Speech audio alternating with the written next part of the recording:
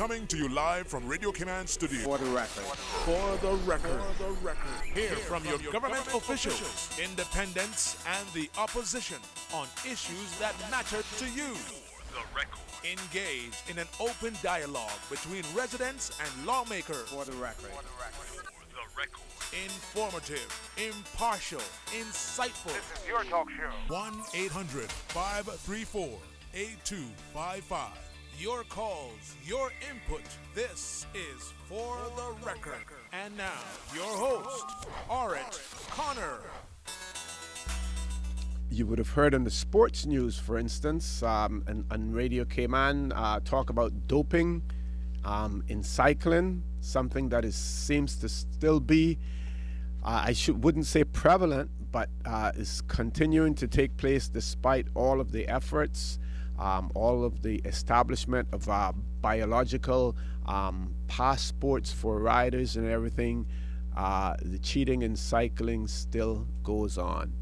For those of us who are just simply recreational cyclists, or those who like to put the pedal to the metal on the weekends, we don't need to do that stuff because we're only doing it for fun. But those who do it on a professional level, who do it for money, as a salary, of a way of living, some claim because of the pressures of the sports, they have to do that to stay on top in order to be signed by prominent teams. So after the Lance Armstrong fiasco, cycling got a bloody nose, and we thought it was over at that point in time, but obviously it isn't. We look at the Caymanian Compass. The headline is "The Builder's Law will level the playing field," and we know that there is a raft of legislation that will be going to the Legislative Assembly when they meet in April as well. So that'll take, hopefully, will go to the legislature then. I haven't had the opportunity to read the whole article yet. Police score low on survey, their survey that they conducted, and says most respondents to a recent poll by the police say the Royal Cayman Islands Police Service does not do a good job at reducing and preventing crime. Well, that may be true, but we also have to bear in mind that we as citizens also have to do our part in terms of preventing crime, and we have to take the necessary precautions. For instance, break-ins on automobiles. Most of the time it takes place because you leave something on your car seat. You leave something that is visible for someone to see, and if they believe that there's any value attached to it, then they will break into your car. Then of course there are those who do it randomly, who go into parking lot for on residences, usually apartment complexes, and break the windshields of many cars, just trying their luck to see what they will find as well. Search called off for a snorkeler missing off East End. I believe they said that the snorkeler was snorkeling some 200 and something yards off the shore. I'm not sure whether or not that is outside the reef or inside the reef, but if it's inside of the reef, then you would expect that it would probably be a little bit easier to find the body if the snorkeler drowned. And I say if the snorkeler drowned, and I won't add any more to that. If it's outside the reef, then that is more difficult. And of course we know also it could be inside the reef, and the currents could take it either over the reef or through the channel as well. Yes, and so that is one part in the paper as well. I am reminded that we also have another sponsor on board, and while you will hear the commercials about LED, they have joined us as well. LED, in the industry parlance, it stands for light emitting diodes.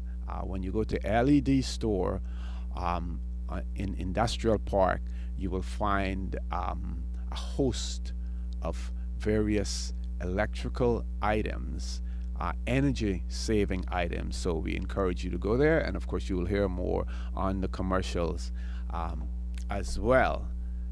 This morning, we are honored to have the Honorable Premier with us this morning. Premier, good morning and welcome to For the Record again, sir. Good morning. Good to be here again. I believe we're supposed to have some youth parliamentarians with us this morning. Are they going to still be with us? Yes, I think they will get here. I think most people will realize that today is Commonwealth Day, celebrated on the second Monday in March every year. And today is also the opening of the Youth Parliament, which is done to help commemorate Commonwealth Day. So we will have joining us a couple of the youth parliamentarians just before we go down to the Legislative Assembly to actually kick off the Youth Parliament. Okay. And how long will the Youth Parliament run for? Just how many days? Yeah, just today. Just today? Just today. They've got two interesting motions, so we'll talk about all of that hopefully when they arrive. But I'm happy to talk a bit more about the whole concept of Youth Parliament and the importance of Commonwealth Day and so forth, as you wish, sir. Certainly. So that's just a preview of what is going to be taking place on For the Record this morning. Folks, I want to remind you that you're listening to For the Record. I'm your host, Ora Connor. My guest in the studio with me this morning, we have Premier of the Cayman Islands, the Honorable Alden McLaughlin, with us. And we will have two youth parliamentarians with us later on as well. And our focus will be on them for most of the show as well. Please stay tuned. We're going to take a commercial break, and then we will be back shortly.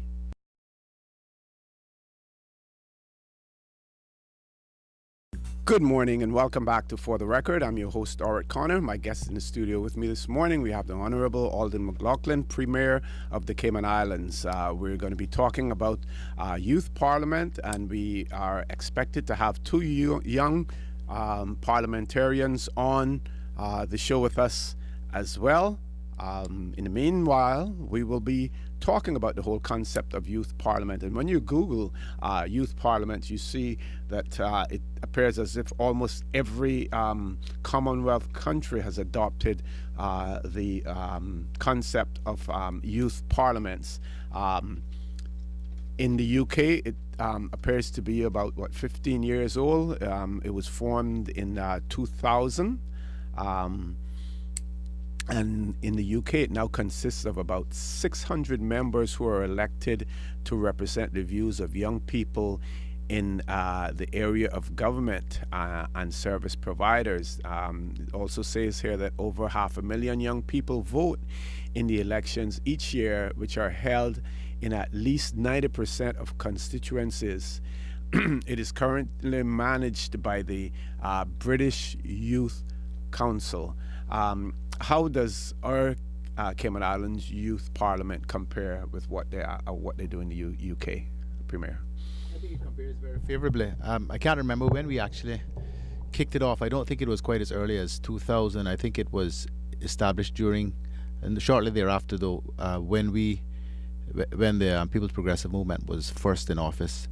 I think was when the first Youth Parliament actually was celebrated. But I don't recall precisely what year that was. But since it's been established, it's become a regular thing and something that we do every year. And our youth parliamentarians not only participate locally, but they go overseas to, shall I say, compete, and certainly to also represent the Cayman Islands. At the moment, we have two former youth parliamentarians at Westminster in London, actually representing the Cayman Islands today in celebrations over there, celebrations of Commonwealth Day. Jamal Young and Amber Com, who are today representing Cayman in London at the Commonwealth celebration there in Westminster. So it's not just a one-off thing. Mm-hmm. I mean, the preparation for Youth Parliament takes quite a number of months because the young people go through a process of actually shadowing ministers, and the young lady who will be acting as premier in today's proceedings in the Legislative Assembly. Lashonte Missick actually shadowed me for a number of weeks in the office of the Premier, and it's quite an experience, taking them around as far as possible and letting them see what it is that the Premier does, and explaining to them the various procedures with respect to cabinet, with respect to caucus, and how all of that functions, and how the Legislative Assembly functions. So it's a very, very important educational exercise, and is aimed at ensuring that more and more young people do understand how the business of government actually works, and the importance of the work, and how it actually affects their lives. And so today in the Legislative Assembly, as they go through this process in Youth Parliament, they will be dealing with two motions. One which has been very relevant recently, in which they're proposing an amendment to the Sunday trading law, and the other is on establishing a mentoring program in public high schools. So I think there will be animated debate and discussion on these important motions as we listen to what the young people's perspectives are with respect to these issues, which are very, very current, very, very important. This is, as I said at the start, this is an important way of commemorating Commonwealth Day. And for those who may not be aware of this, the Commonwealth is made up essentially of former British colonies, although it's not exclusively anymore. They've adopted one or two who are not former British colonies, but it comprises some 53 nations, and it's made up of about 30% of the world's population, just under 2.2 billion people. So it is a significant force, and its importance is generally recognized as a means to celebrate the links enjoyed by these countries, most of whom have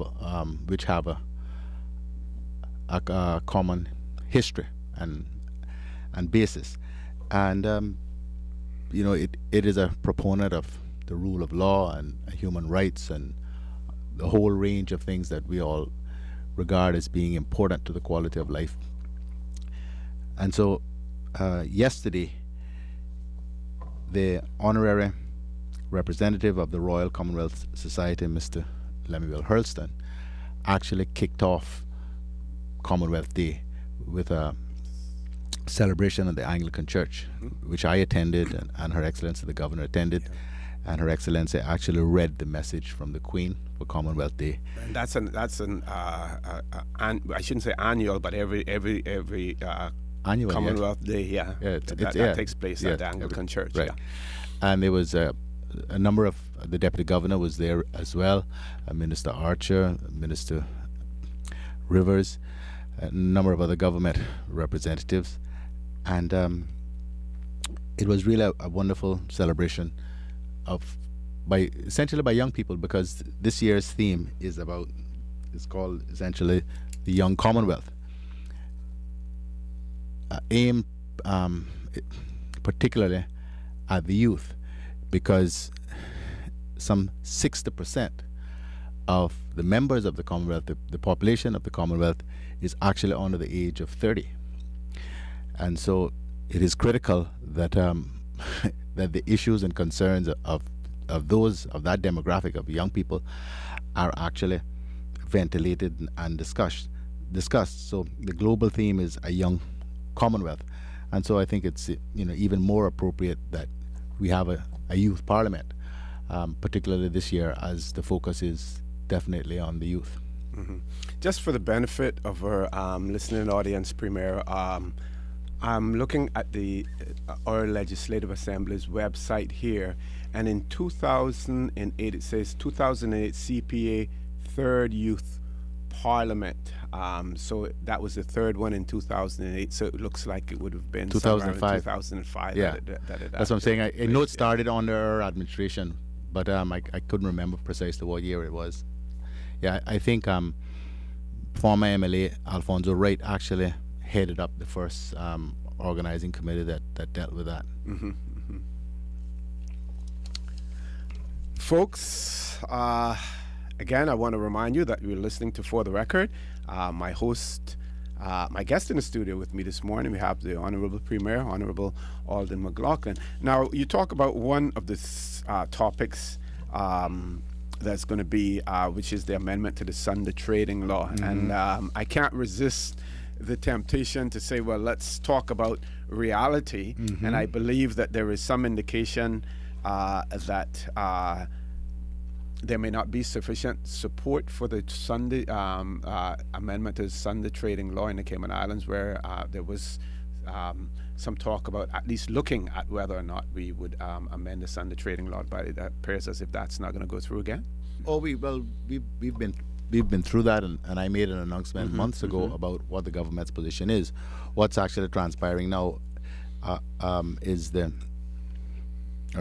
the necessary changes to the schedule to the Sunday trading law to what we will say will regularize the current position. And the position the government has taken after consultation and discussion and representation from a whole range of people, particularly and some may say surprisingly from the merchants, is that we will amend the Sunday trading law to ensure that the way things generally operate now is legitimized, if I should say it that way, because there are a number of businesses who are operating outside the strict scope of the Sunday trading law. Most of the corner stores, if I may call them that operate on Sunday, are not, strictly speaking, operating within the law. But what was very clear to us, but perhaps a bit surprising, is that none of the big stores want the Sunday trading law to be amended so as to permit their opening on a Sunday, and not just the supermarkets either. The big like Home Depot like kind of operations as well. So what we are moving to do, and it's shortly to happen, is to, as I say, amend the schedule to the Sunday trading law, which actually lists the kinds of businesses that can operate on a Sunday and so forth, to include the corner stores, to include the C stores, I guess you call them, at the gas stations and so forth, to make sure that everybody's operating within the parameters of the Sunday trading law, but there will be no wholesale opening up of Sunday trading, because that is the representations that we've gotten. And I think that would appear to be a pretty good compromise, because I don't think that there is any clamoring or any huge call for us to close the stores that actually do choose to open now, because there certainly appear to be a convenience to many people, on a Sunday. Right. Even the representations we received from the churches was to that effect as well. Nobody wants to create inconvenience, and over the years, the Cayman public has become used to being able to have access to purchasing foodstuffs and so forth, and certain necessary things on a Sunday. But there isn't the feeling that we want to transform Sunday into just another general trading day, because the impact that is going to have on Cayman and how we operate on a Sunday is going to be significant, and it doesn't seem that the majority of people want that to happen. Although there are some strong representations from certain quarters who would like to see every day the same, but the government has weighed up all of those things, and as I said, we've come down. The view is that we will regularize the essentially the current operations, make sure that nobody's operating in breach of the law now by selling things selling food stuff and so forth a Sunday, but Sunday will not become a general trading day. Folks, I want to remind you, you're listening to For the Record. I'm your host, Stuart Connor. My guest in the studio with me this morning, we have the Premier, the Honorable Alden McLaughlin, with us. We're due to have two youth parliamentarians on with us as well, but it is 8 o'clock, so we're going to go to a time check and for the news. Please stay tuned. We will be back shortly.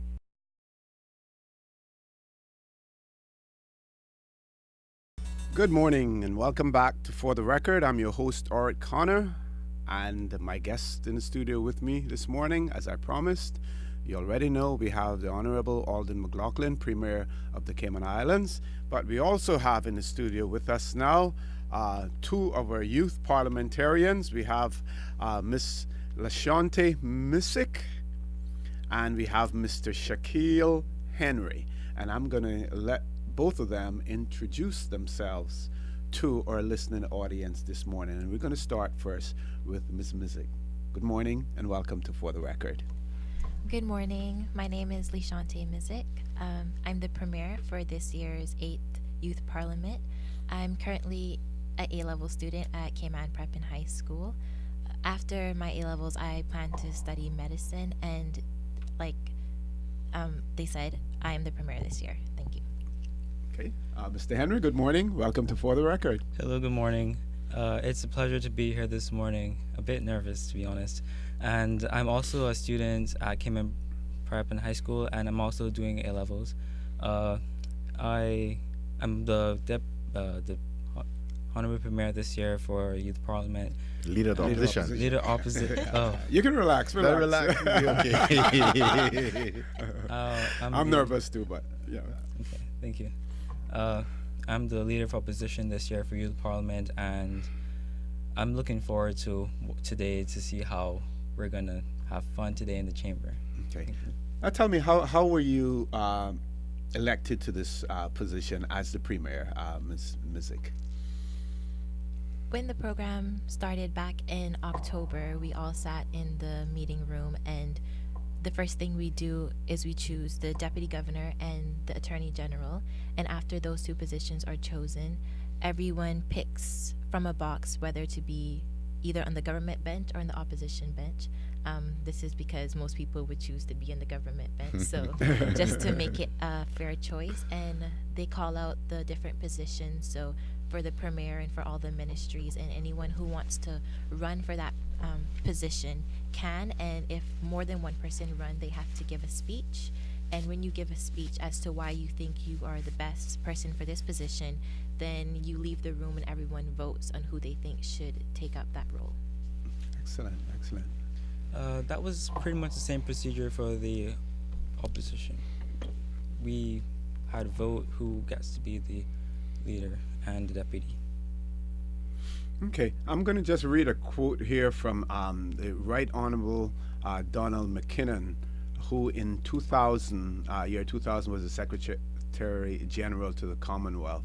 And he says here, I would like to see the Commonwealth positively. And this is in reply to why do we have youth parliaments. And he says, I would like to see the Commonwealth positively supported by all of its citizens, especially the young, without whom there is no future for the organization. He also says that almost 60% of all Commonwealth citizens, and that was in 2000, are under age 35. This means that most of them were born after their countries became independent. And of course, there are some Commonwealth countries that are not necessarily independent yet as well. And we can use the Cayman Islands as an example, of that. It also means their understanding and perception of the Commonwealth, both in terms of what it is and what it can be, are radically different. All Commonwealth organizations need to tap into this new orientation if they want to survive. This is the most pressing challenge facing us at this point in our history. And of course, when we talk about the Commonwealth and we talk about the Westminster system of government, Premier, despite the fact that we see in some countries, more so in Africa than anywhere else, sometimes the rule of law is not always observed, and we see constant changes in government as a result of political coups and everything else. But the Commonwealth,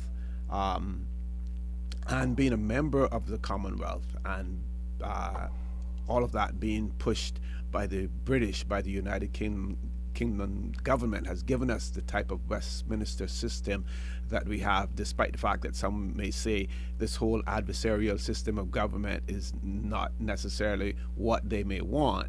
It is what we have, and we're doing the best with it.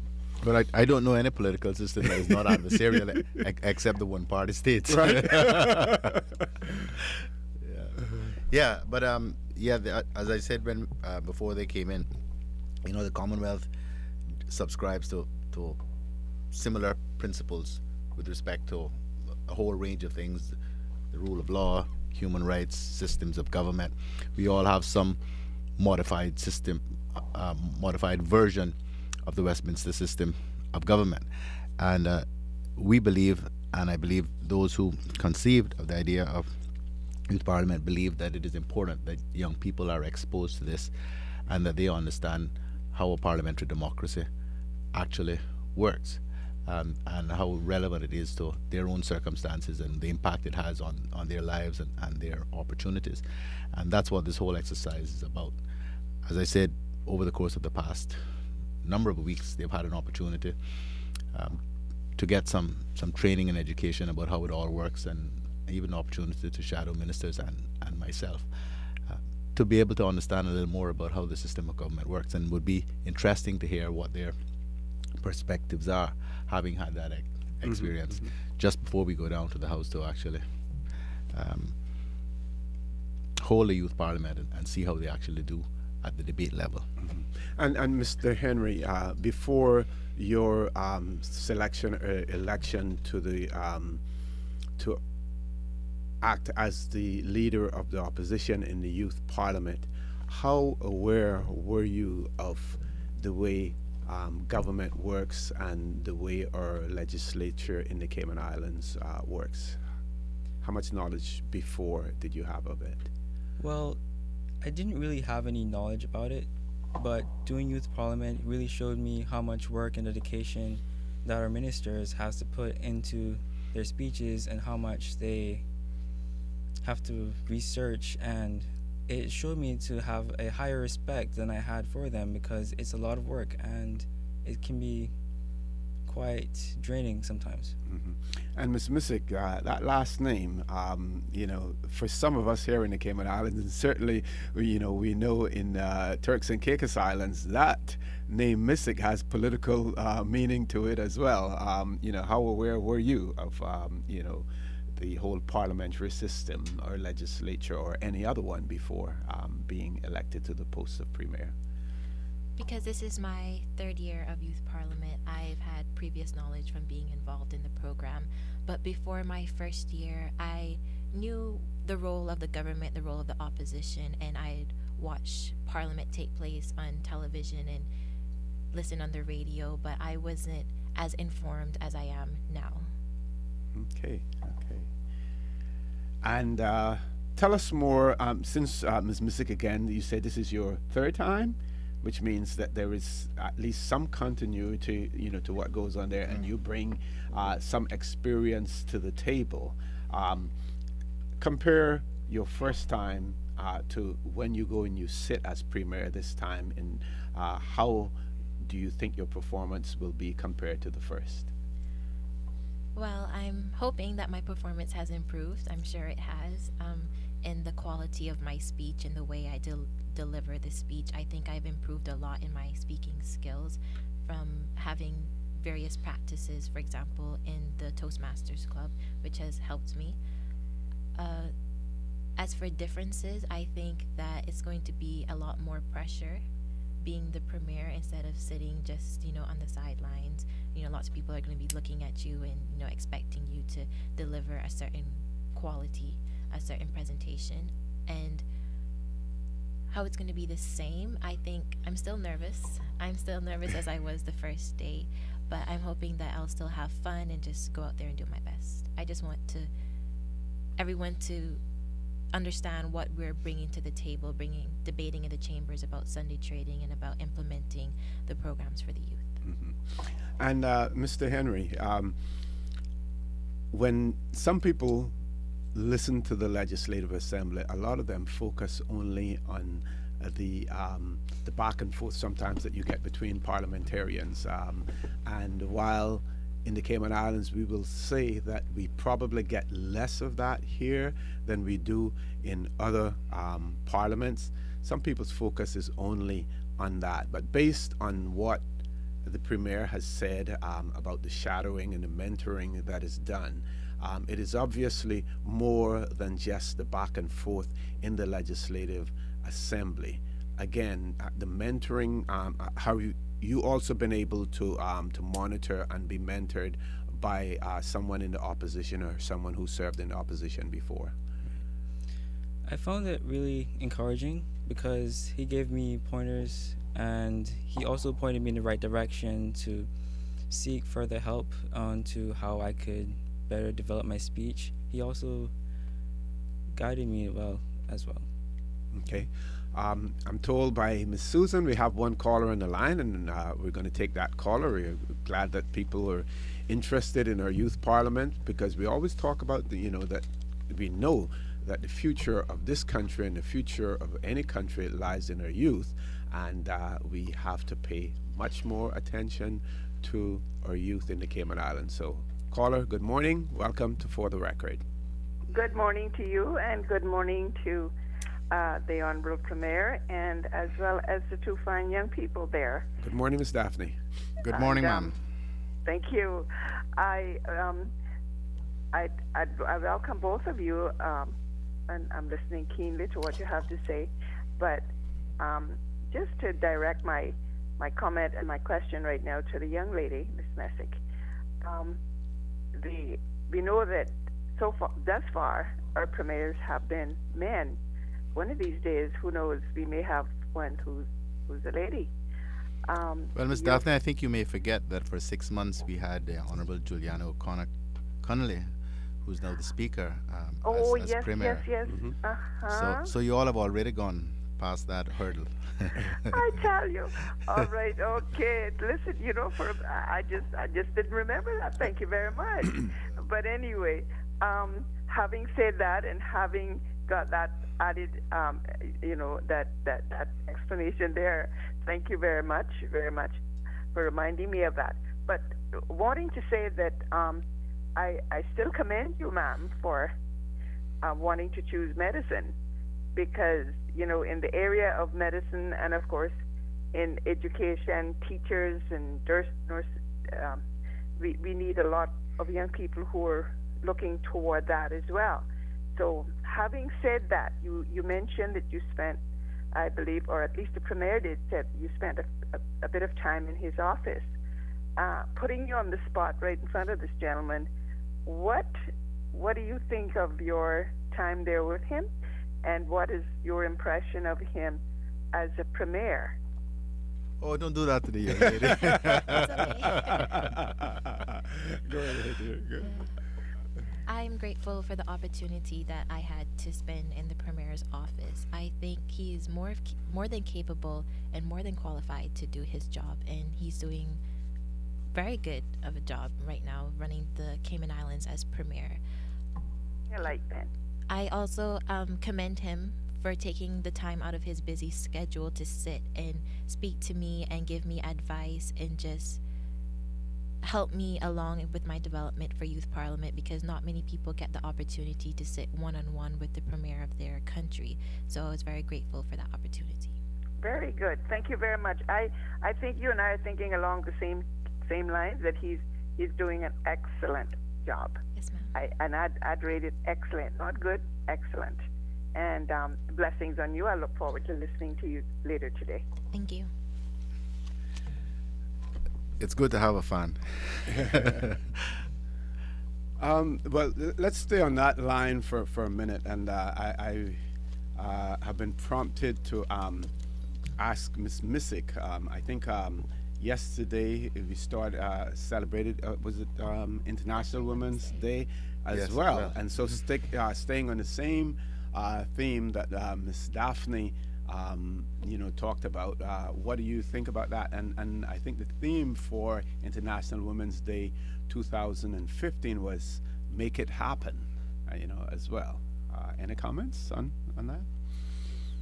Well, it was a coincidence. I didn't choose to be premier because it was after the International Women's Day. But I say for women, I believe in equality, and I do believe that, a woman is just as capable as a man as holding such a prestigious role in Parliament. I think we can do just as good of a job.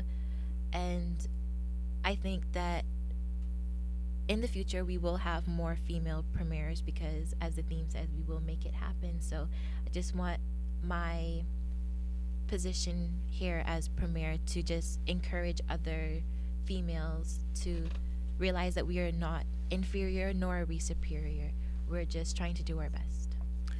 Yeah, but I think that we've long ago gone beyond the point of questioning whether or not a female is capable of running of running a country. I mean, Precisely, yeah. some of the most important leaders in recent times of major countries have been, I mean, from Margaret Thatcher to right now Angela Merkel, and then of course you also have a woman heading up the International Monetary Fund.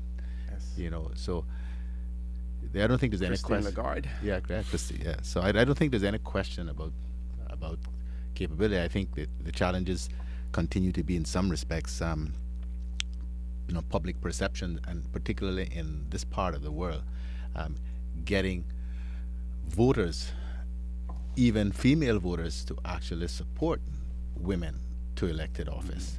It's not a question of about their ability, but certainly in Cayman, I can tell you, having been around the political process now, I've done four elections myself, plus two before that, when I was a key member of a committee. So that's 6 elections. It's 24 years, almost 24 years. That there are still issues in getting voters to support women, particularly female voters, surprisingly. Okay, and you mentioned some of the women leaders throughout the world, and one that I can think of that presided over a country that is constantly threatened, its existence threatened, is Israel, and Golda Meir, and she was a real Iron Lady as well. Folks, I want to remind you that you're listening to For the Record. I'm your host, Art Connor. My guest in the studio with me this morning, we have the Honorable Premier Alden McLaughlin, and we have our 2 youth parliamentarians with us. They are Miss Lashante Missick, who will be taking on the role as Premier in the Youth Parliament, and Mr. Shaquille Henry, who will be taking up the role of Leader of the Opposition. And I also want to remind you that the Youth Parliament the proceedings will be aired on Radio Cayman at 7 o'clock this evening. So if you don't get an opportunity to go there and see it live, you can rely on reliable Radio Cayman to bring it back to you at 7 o'clock this evening. We're going to take a commercial break now. Please stay tuned. We will be back shortly.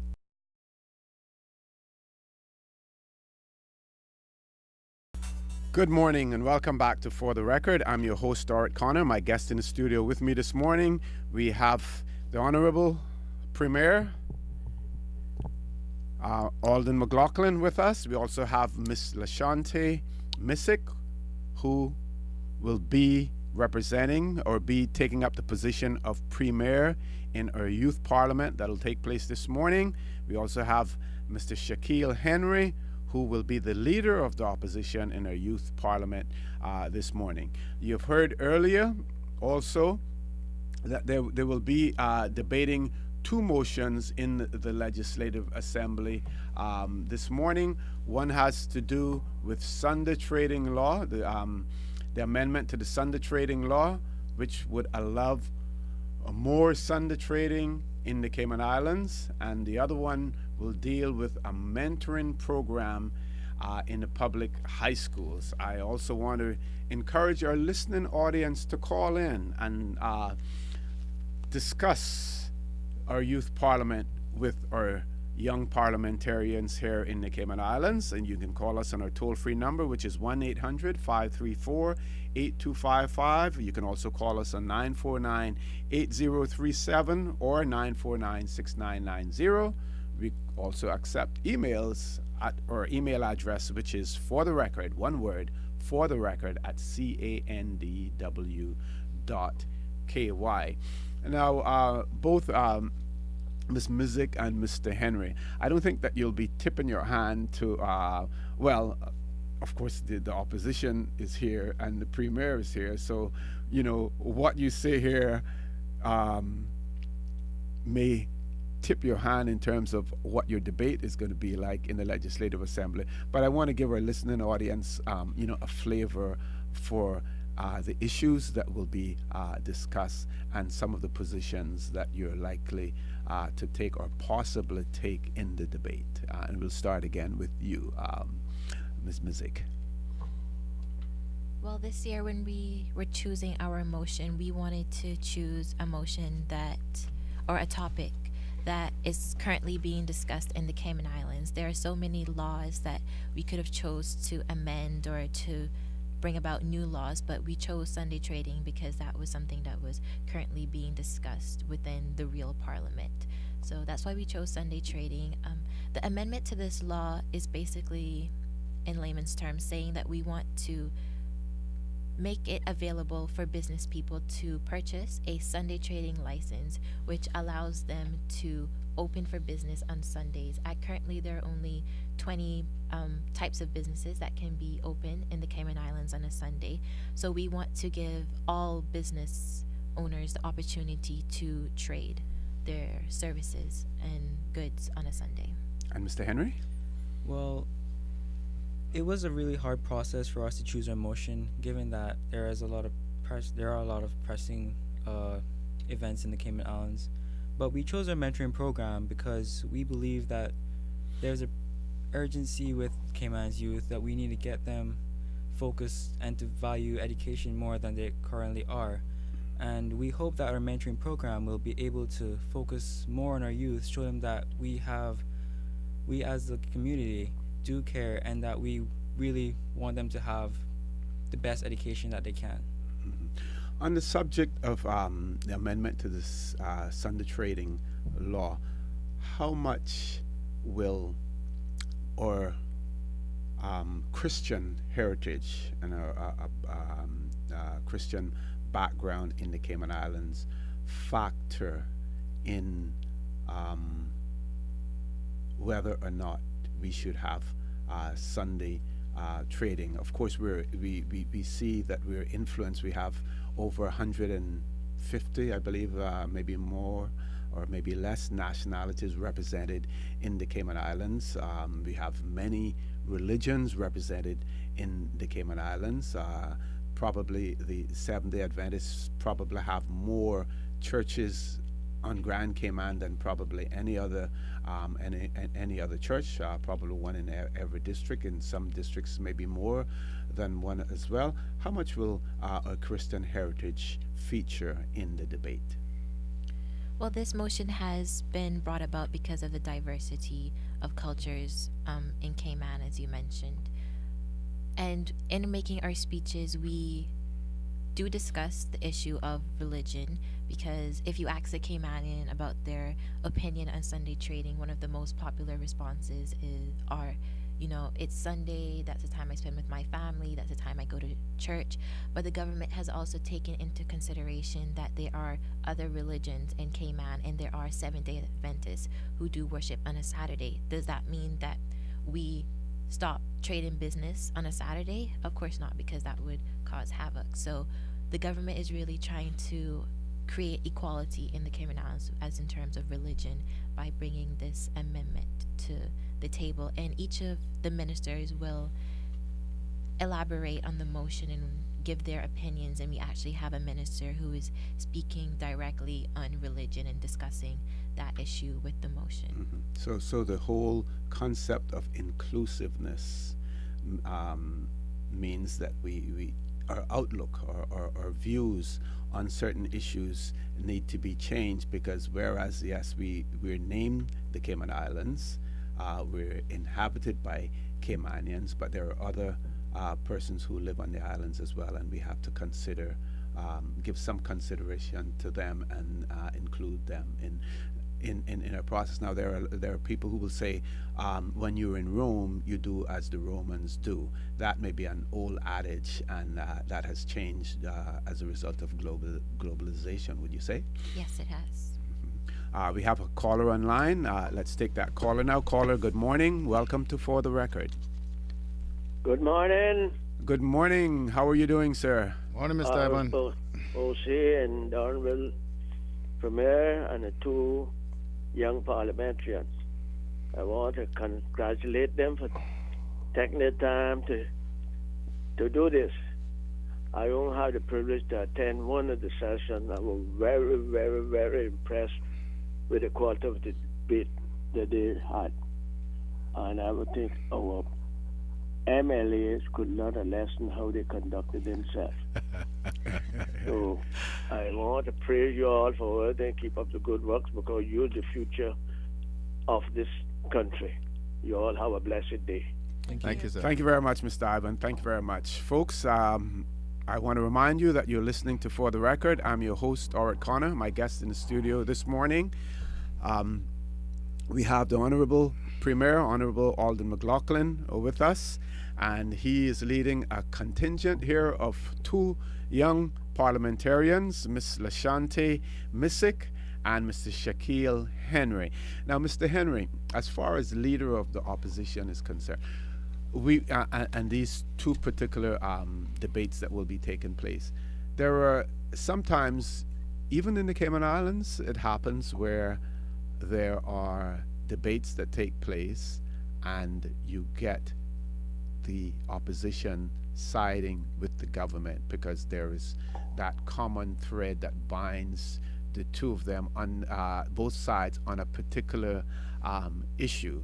Usually it takes place when it's legislation that everyone agrees with, but sometimes when it is directed at a common enemy, as well as the Premier will know, if for instance there is a situation, and we saw it, I believe, when it came to, and you can talk mention a particular instance, Premier, when the United Kingdom has threatened to impose legislation on us by order in council as a result of our legislature's refusal to either pass a bill or to bring a bill to the floor of the Legislative Assembly.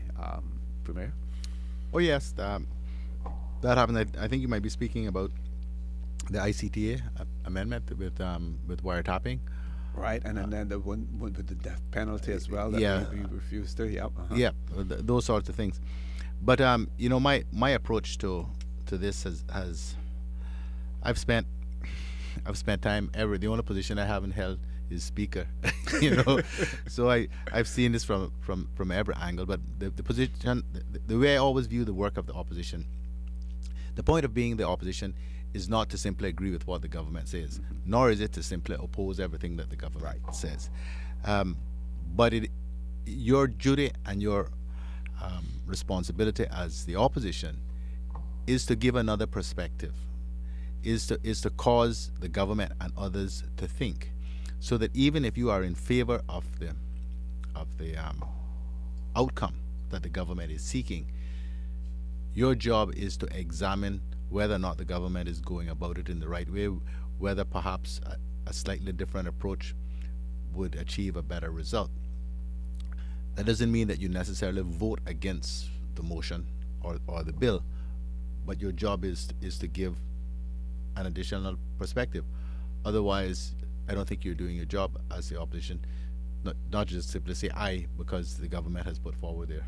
So a big part of the job is not necessarily, which I think is often missed, is not necessarily how you vote in the end, but actually how you've contributed to the debate, and the yes. discussion, and how that helps to shape the ultimate result.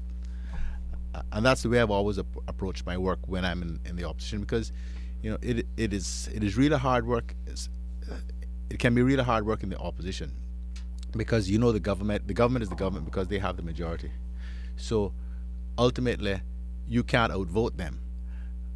Unless you are able to you have to seek to persuade them by the force of your arguments that they ought to take a slightly different course if they want to secure your support for the particular matter. And every government would like to have the support of everybody in their house. I mean, it's just the way it is. So you do have that degree of influence over the way things happen and the outcomes. So, Mr. Henry, in your particular case, the position that the opposition will take on both of these issues, what will it be? Well, there was a lot of research that went into Sunday trading. We researched into our background, Cayman Islands background. We also had people come in to talk to our team to see what their views were on Sunday trading. Well, I think the general consensus is that we're going to listen to what the government has to say, and from there we will vote, and whether or not we want to vote yes for the Sunday trading. As well, also, we also came up with points that we feel that the government should know about. Not going to say anything because, we don't want to disrespect the speeches. That's what the opposition should do. Yes. So we did a lot of thought into it. We put in a lot of research. We've come up with a lot of arguments to back up, per se, what they're bringing, and to show them possible flaws that they might come across in implementing their Sunday trading. And Amending. being the leader of the opposition last year, I respect where Shaquille is coming from and how he's taking this, and I agree with the Premier 100% that it's not always about opposing and supporting and going back and forth, but the opposition is there to provide us with an alternative perspective on whatever the government is bringing. And in past years for youth parliament, it's always been government says I for their motion and opposition says I for theirs, and then we oppose each other. But this year we're doing things a little different. I won't tell you what we're agreeing on and disagreeing on, but it's going to be different this year. It's obviously that there will be some strategizing going on. Will that take place also in terms of the order that the debate will take?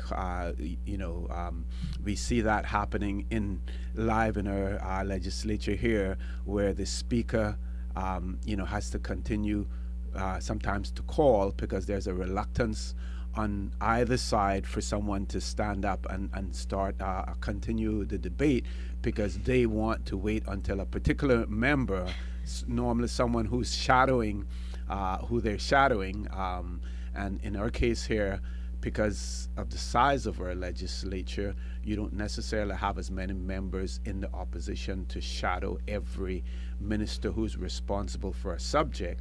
But the order that the debate will take place, do you have a strategy for that as well? Yes, we do. Yes, we do. I doubt anyone will be reluctant, but we do have an order. Everyone knows when they're speaking. For example, in the government bench with our argument for Sunday trading, I structured it in such a way that the person who's bringing the motion is really describing it, and each person has a point and they're elaborating. But if someone on the opposition speaks on a point and then the person on the government feels as though they should, say their speech next, then it can go that way. So we do have a structure, but we don't necessarily have to follow that structure. Are we likely to see anybody cross the aisle? No. But I think they've got it absolutely right, because debate is point and counterpoint. So it's not about getting up and reading a pre-prepared speech, regardless of what anyone else has said. You're going to read your speech. I've seen elected members do that because they've got a speech prepared and that's all they do. But that's not proper debate. Debate is, well, you've heard what the other side says, now you counter. Or you seek to counter the point. So that's what really makes for a proper debate. And Ms. Mizik, this is your third time, and Mr. Henry, this is your first time. That's correct. Are you looking forward to continuing with being a youth parliamentarian and continuing the debate? When I look at the Legislative Assembly's website again, we saw in 1 year, and this was the honor late Edna Moyle was speaker at that time. We had this high school students who were participating then. We had Sherry Jackson and McKeel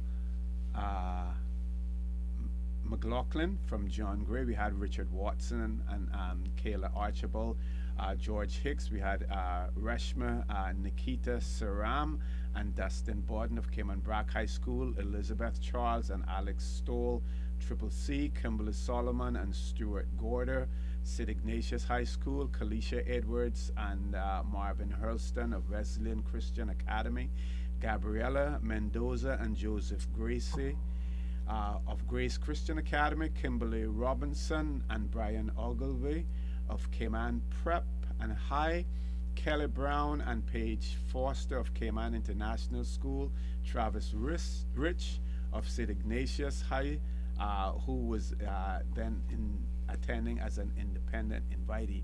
Of course, I would say that all of these now are, working in their accomplished fields. We also saw that some of the past participants who were involved in that youth parliament were also Marzita Borden, Kamal Connolly, Angela Scott, Kimberly Williams, Sidney Terry, Ori Marin, Kalicia Burke, Chantel Whitaker, and Joanna Jackson. So, again, like in your case, Ms. Mizik, we see people, who returned as well. Now, are we going to get a wide cross-section of schools involved like we had before as well? Yeah, there are 25 students involved. Even students from Cayman Brack are there this year. Okay, Yeah. okay. Great. Excellent. Premier, this, obviously, the opposition, as the Premier said earlier, is not necessarily there to support the government, even though they're not there just to oppose for opposition's sake.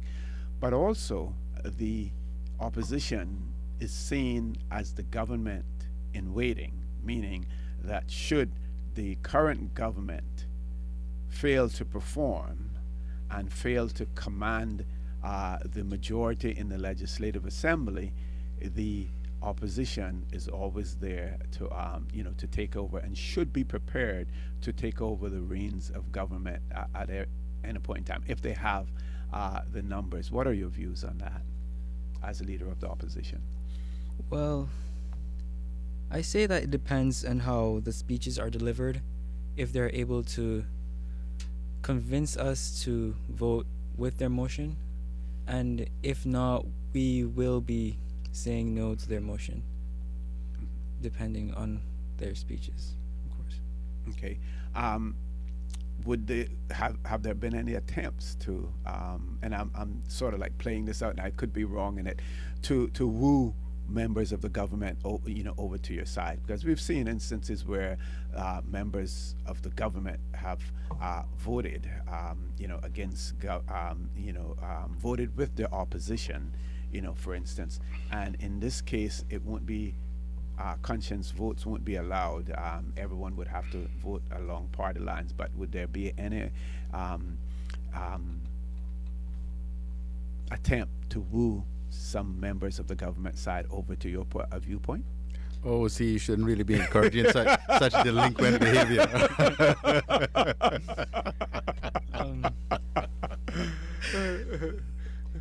Well, in all honesty, I think we do have some attempts, but depends on how we carry off our speeches again, because we're linking back to that, because education is, mentoring is very important to the educating of our youth and to lead them down the right path. So in all retrospect, I believe if the government side can see how we are bringing our speeches and what we're trying to bring across to them, I think it's up to them as an individual to agree or to disagree with our motion. Folks, I want to remind you that you're listening to For the Record. I'm your host, Orrit Connor. My guest in the studio with me this morning, we have the Honorable Alden McLaughlin, Premier of the Cayman Islands. We also have two young parliamentarians with us who will be participating in the Youth Parliament this morning in our Legislative Assembly, which will be carried by Radio Cayman at 7 o'clock this evening. Those two young parliamentarians are Ms. Lashanti Missick and Mr. Shaquille Henry. We're going to go to headline news now, and then we will be back for the last half hour of our show. We will lose our young parliamentarians at 9:15 as well. Please stay tuned. We'll be back shortly.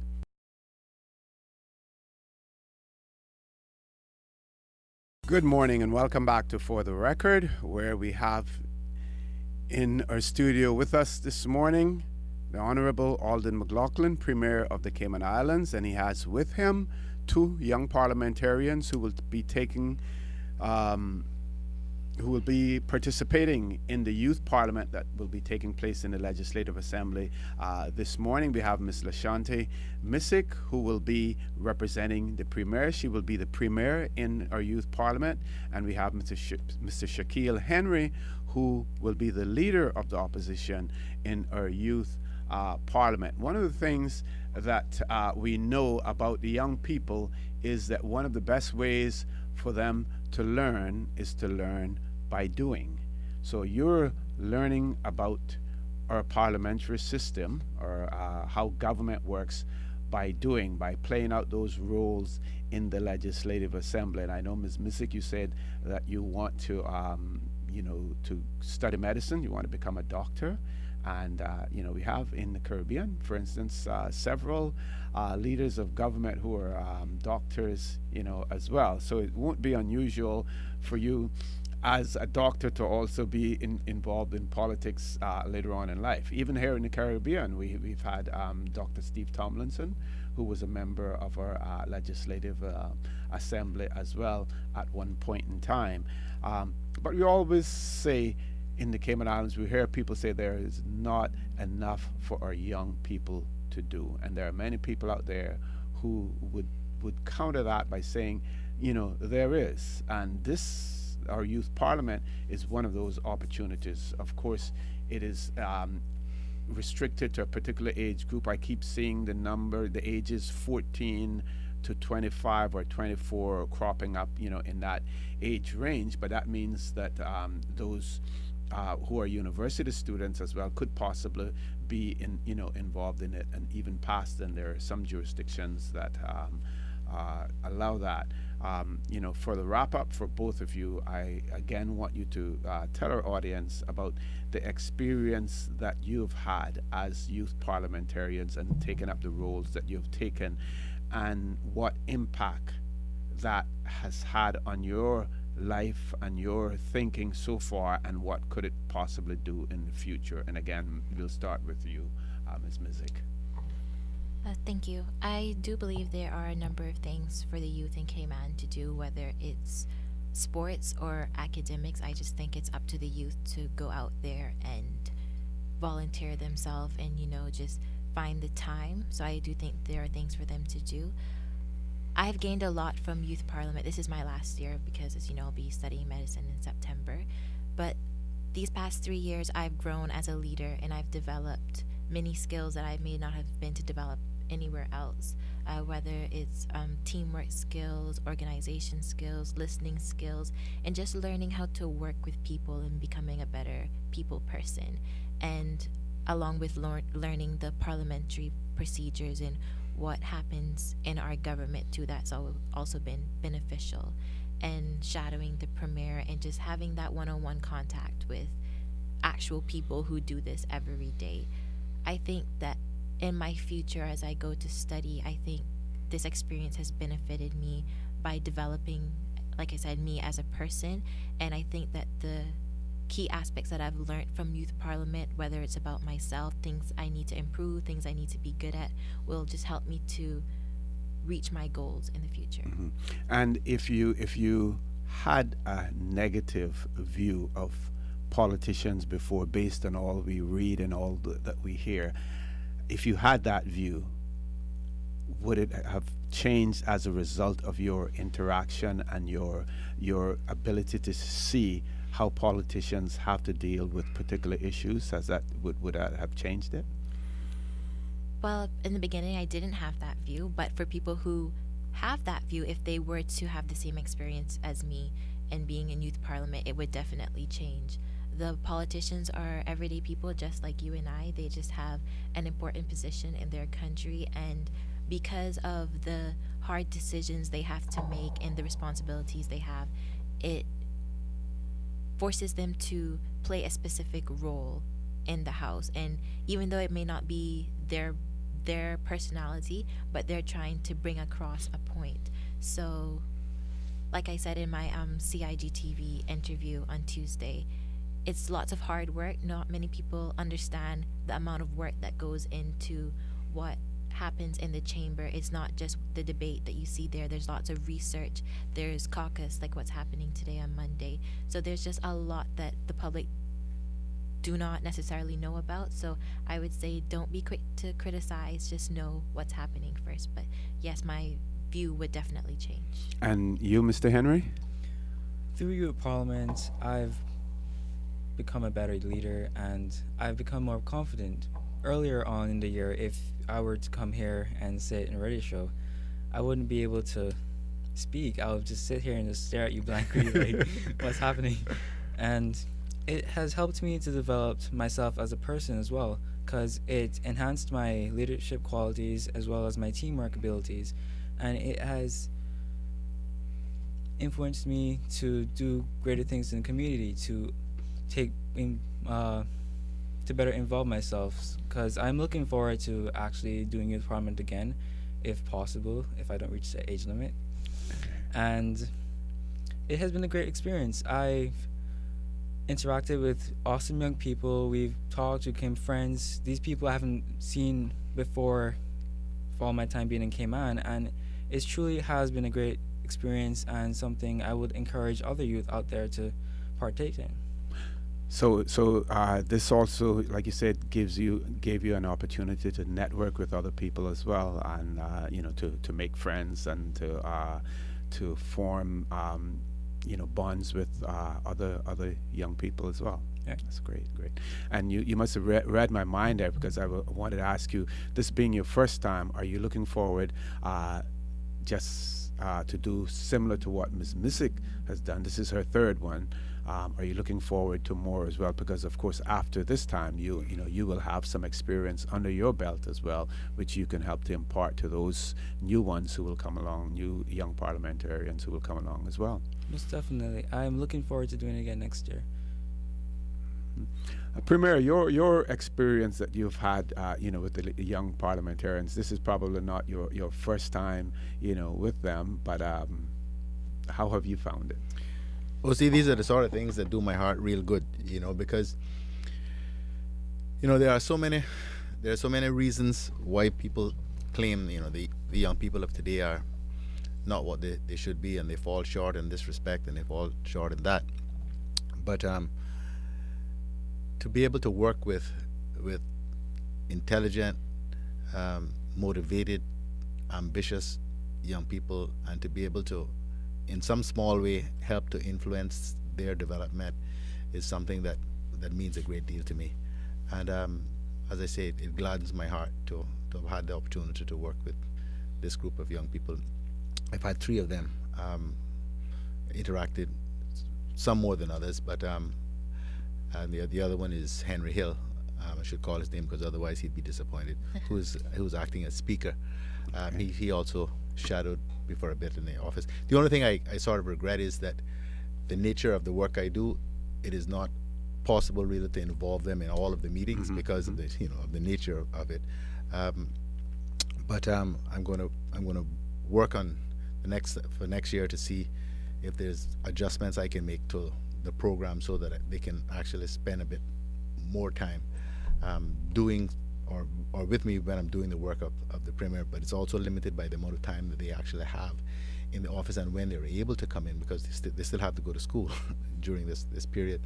But I mean, I've got two young people myself, as you know, one almost 20, one almost 23. So I relate very well to what's on their mind and the things that are important to them. And I really enjoy it very much, despite the other pressures. And to both of you, we know that as far as the registration as electors of young people, that we have always been challenged in that regard, in encouraging people to get registered to vote. And of course, our system of registration allows that if you're going to turn 18 before the election actually take place, that you're able to pre-register so that you will be able to vote on election day, because we found that many youngsters were disenfranchised because they turned 18 before the election, but the registration period that took place that ended sometimes 3 months in advance of the elections did not allow them to register. So we did that to encourage people to register. Would you all be active in encouraging your peers to get registered when they turn 17 or pretty close to 18, to ensure that they're able to participate in the electoral process? Yes, I would encourage them to vote. As you said, they made the necessary adjustments to allow them to pre-register, and this shows that the government is interested in what the younger people have to say. And I think that if you are eligible to vote, that you should cast your vote, go to the meetings, hear what the electives have to say, just listen to them. And it's very important that this is your country, you should have a say in your country. Just because you're young, you don't say, oh, that's for my parents to do, to vote. You can have a say. So if you can vote, I do encourage you to vote. I would also encourage young people to vote and get registered, because I remember as a child, I didn't really normally have a vote or a say in as what the decisions my parents made. And from that experience, I say it's a great opportunity for young people who've turned 18 or will be 18 during the elections, that they could vote. It's their time and opportunity to cast their votes and make sure that their opinions are considered when the leaders of the country that they're going to be living in and hopefully bringing their children in would be part of. Okay, as a final wrap-up and message to our listening audience, in particular to persons within your age group, I want to give you, Ms. Missick and then Mr. Henry, an opportunity for final words. Well, I just want to say that I am honored for this opportunity. So excited. I'm heading to the LA right after this to get prepared to start the debate. I am in your age group. I'm just like you, living day to day, going to school. And if I can do it, you can do it too. So I just encourage you, for whatever you have a passion for. I have a passion for politics. So whether yours is sport or something else, just try your best and work hard every day to achieve your goals. Mr. Henry? I would like to say that what you put in life is what you're going to get out of it. And if you sit around and not participate, you're not getting as much as you can out of life. And I encourage you guys to follow whatever passion you have and to find something out there, because there is something out there for them to pursue in Cayman. Thank you. Okay, I want to thank both of you, and I want to wish you luck in your debate. And then, Mr. Henry, if you can pull someone from the other side, there's strength in numbers. You can take over the government if you can get the numbers on your side. So, all the best to you, folks. I want to remind you that you're listening to For the Record. I'm your host, Dorrit Connor. We have in the studio with us our guest this morning, the Honorable Alden McLaughlin, Premier of the Cayman Islands. We also have Ms. Lashante Missick, who will be taking up the role of Premier in our Youth Parliament this morning, and Mr. Shaquille Henry, who will be taking up the role of the Leader of the Opposition. They have to leave at this point in time, but please stay tuned, because the next 15 minutes we will still have the Honourable Premier with us. Please stay tuned. We'll be back shortly.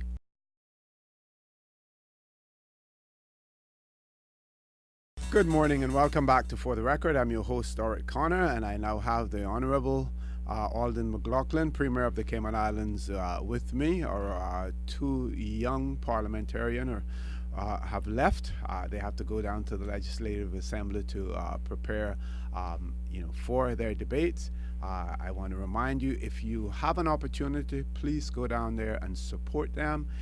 If not, then you can certainly hear it replayed on Radio Cayman this evening at 7 o'clock as well. Premier, let's talk about the real Parliament. Has a date been set yet for when Parliament will reconvene, or legislature will reconvene? Yes, members were advised about 3 weeks ago. The next meeting of Parliament is April 15th. Okay. April 15th. And I think based on statements that were made, we're likely to see several bills being brought to the Legislative Assembly as well. Yes, I expect there are going to be a significant number of bills. In fact, there has been some complaint, particularly by the MLA, Ezra Miller, from Northside, about what he perceived to be a protracted break of the Legislative Assembly, because the Assembly has not met since early December, actually. I've previously said to other media outlets, there's no sinister reason for that, as has been suggested. It's not as though we're trying to shut the voice of the opposition, which the members suggested. It's been a combination of factors.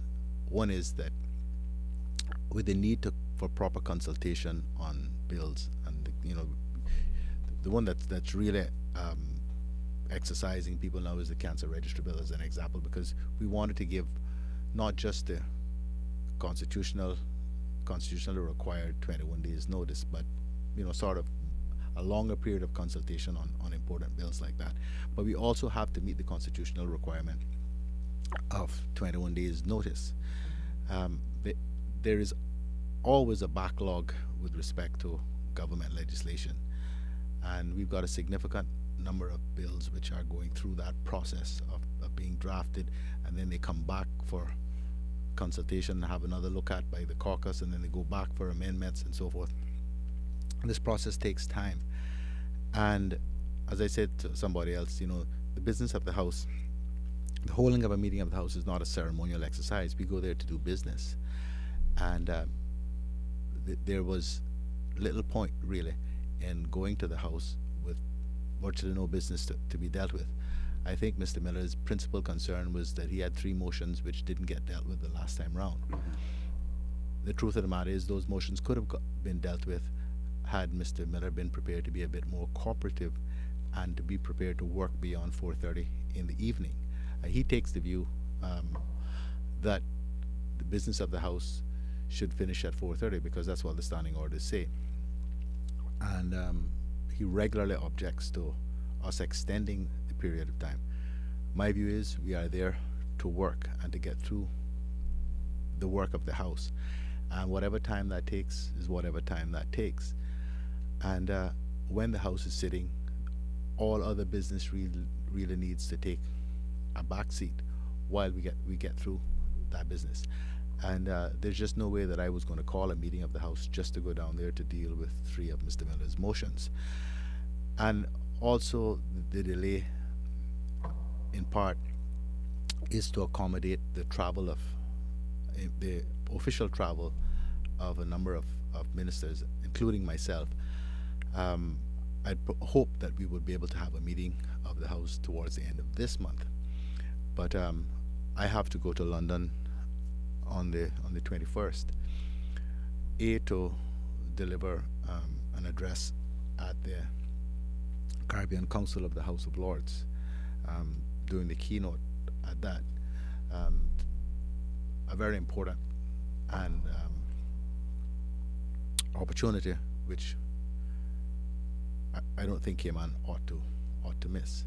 And there are also a number of other outstanding issues. I mean, we're still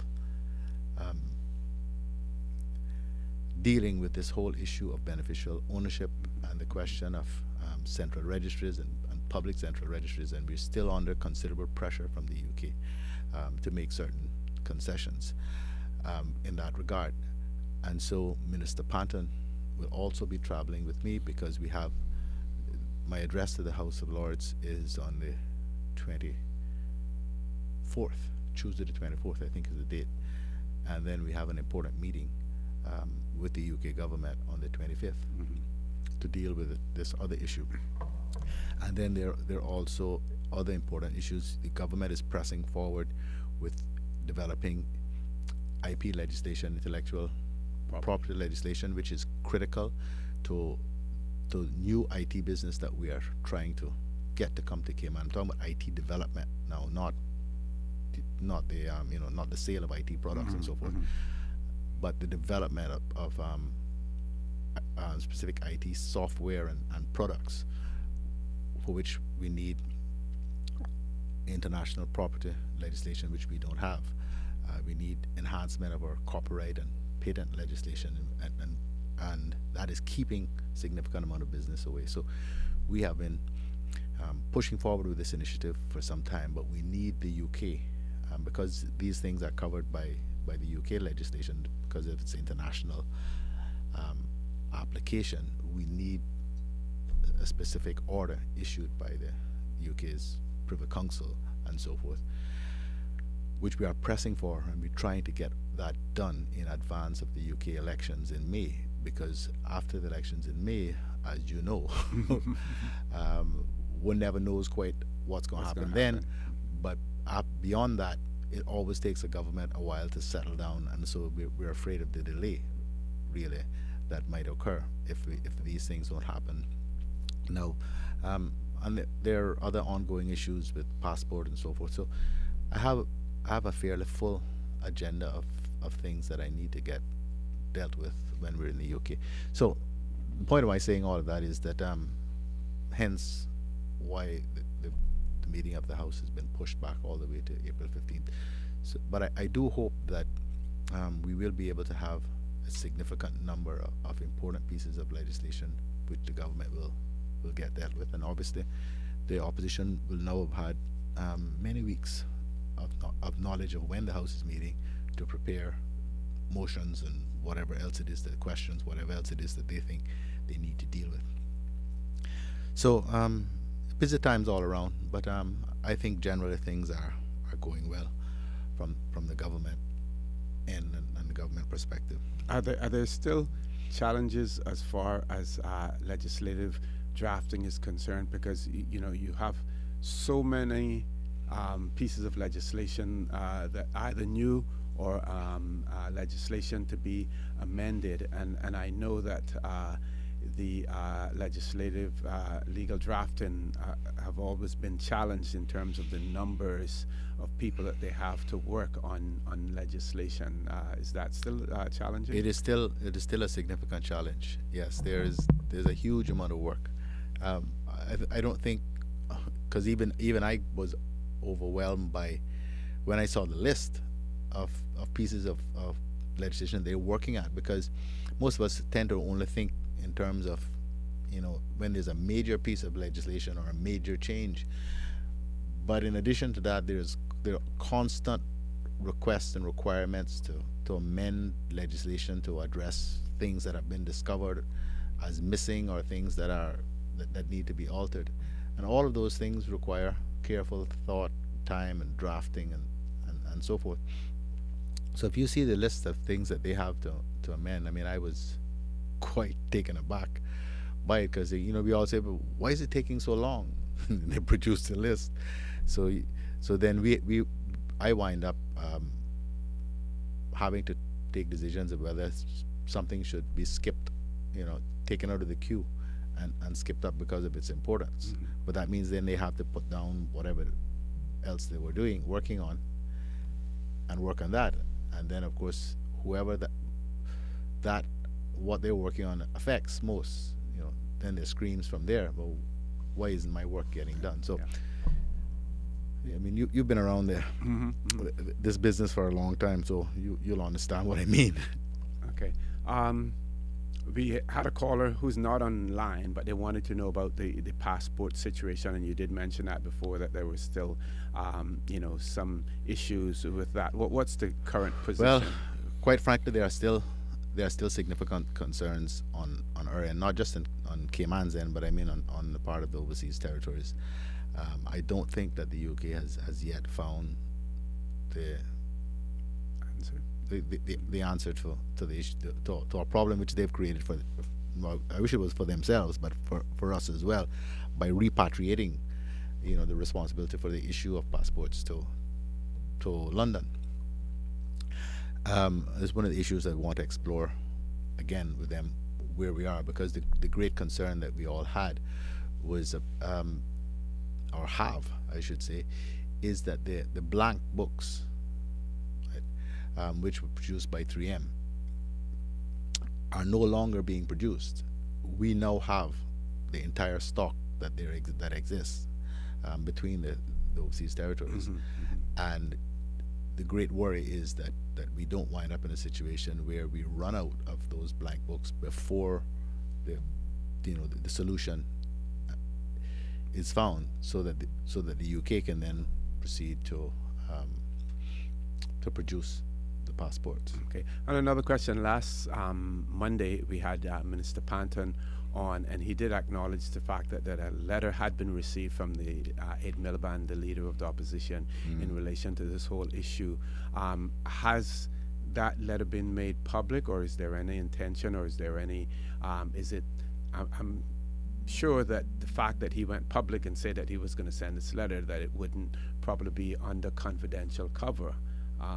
Is it intended to make that letter public so that the Cayman public can see exactly what he has said? Yeah, well, not just the letter, but it's the response to it as well. As well, yes, yeah. Yes, absolutely. Okay. Yes, he actually wrote to me. I've never met the man before in my life. The letter is addressed to Dear Alden, as though I was his dearest friend. But there you have it. Okay, so we'll be able to see that somewhere on government's website or something. Excellent. Yes. Final words, Premier.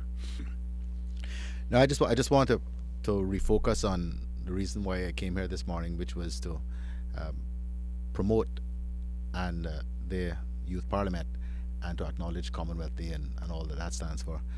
But just to say that I believe that despite all our worrying, mine included, about the future of Cayman and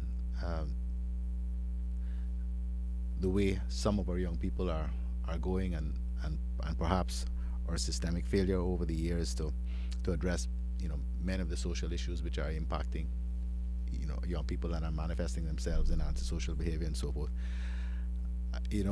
When you have the opportunity to interact with people like Lashante and Shaquille and the youth parliamentarians, it really does, as I say, gladden my heart and give me great hope that the future of Cayman is not as bleak as sometimes we might think it is, that there are a significant number of young people who are not only bright and so forth, but who have their heads in the right place and have the right attitudes, and that in the future I can see many of them being able to take up the reins of leadership in the country, not just with respect to the political aspect, but right across the board. And it is moments like today that really make me feel much more confident about the long-term success of a place like Cayman. Yeah, well, I want to thank you again for being on the record, Premier, and hope and trust that our little Cuba jaunt there and that 525 kilometers was able to allow you to relieve some of the stress that comes with the position that you hold.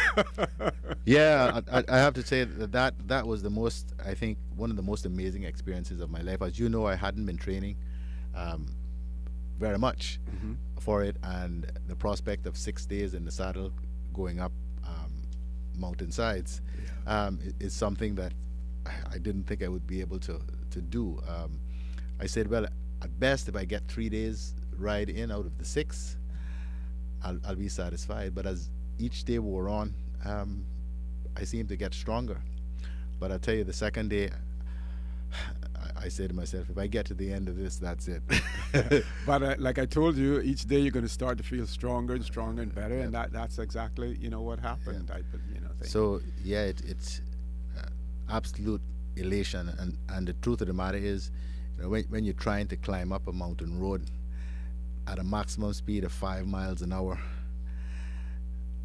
and your lungs are screaming and your legs are screaming even more, you don't have time to worry about the business of government. So it does have a way of clearing your mind and giving you an opportunity to think. And the truth of the matter is that on that trip, I was able to, after the rides were over and the quiet of the evening, my mind was clean and clear, and I was able to make some important decisions about things that I needed to do, which had been worrying me for a significant amount of time. But it really is, and will always be, I think, one of the greatest experiences of my life. The only bad part of it is I got 2 legs that are burnt to a crisp, which even 2 weeks later. Yeah, I saw that yesterday. Yeah, you're still peeling. Pulling skin off of it. I was still peeling, but it was an absolutely marvelous experience. And the opportunity to interact with those young riders there, where we just accidentally on Sunday morning when we were riding out of Ciego de Avila to bump into a race that was taking place, and to talk to the young kids and the coach and stuff like that, and to give them some tubes and stuff like that. That was really heartening as well. I have to continue to work on my Spanish, because while I can struggle by, I think most of the time, the Cubans speak so quickly, and those young people speak so fast that I really was struggling to follow them. But it was a great experience, and for it to just happen, we just leaving the hotel, and I look to the right, and there's a cycle race about to start, and they're so friendly, They even invited us if we wanted to race. And a number of them accompanied us for probably 8-10 miles. 8-10 miles as well. I hope that I get the opportunity to do that again sometime. That was an amazing experience. Certainly, we look forward to that, or someplace else like South Carolina, where the mountains will be a little even steeper. Folks, I want to remind you that you've been listening to For the Record. I've been your host, Dorrit Connor.